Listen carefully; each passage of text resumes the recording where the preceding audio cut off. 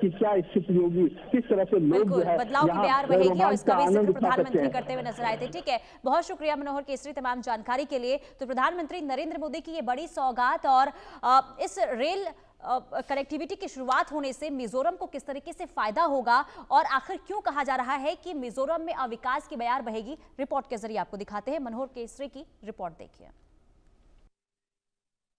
अभी हम मौजूद हैं मिजोरम के सायरंग के रेलवे ब्रिज पर और ये रेलवे ब्रिज देश का दूसरा सबसे ऊंचा ब्रिज है जो कुतुब मीनार से 42 मीटर ऊंचा है।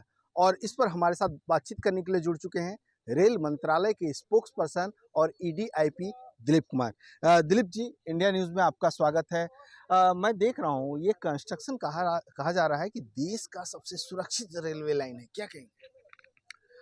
पूर्वोत्तर के जो भी राज्य हैं उनकी राजधानियों को रेलवे के मुख्य नेटवर्क से जोड़ने के लिए विभिन्न परियोजनाओं पर काम हो रहा है और इसी की श्रृंखला में वैरवी से सारंग के बीच का जो रेलवे लाइन है वो बन करके तैयार हो गया है।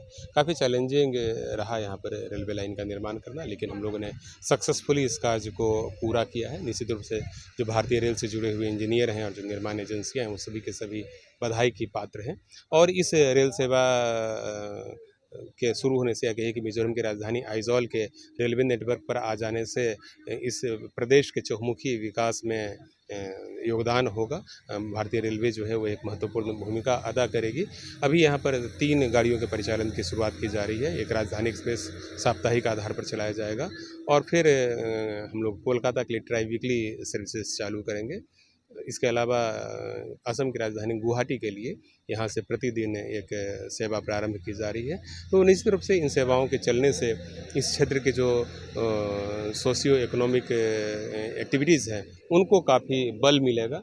यह प्रदेश जो है सांस्कृतिक रूप से भी काफ़ी समृद्ध है और प्राकृतिक सुषमा जो है यहाँ की या उसकी जो ब्यूटी है वह देखने वाली है। तो निश्चित रूप से टूरिज़्म का भी काफ़ी स्कोप है। तो अधिक संख्या में अब यहाँ पर टूरिस्ट आएंगे तो इससे भी प्रदेश की इकोनॉमी को जो है वह बल मिलेगा। और मैं कह सकता हूँ कि ये परियोजना कंप्लीट होना हम सब के लिए खुशी की बात रही है और ये बहुत गर्व की बात है कि अब मिजोरम जो है मिजोरम की जो राजधानी है आइजॉल वह देश के रेलवे मानचित्र पर आ गया है।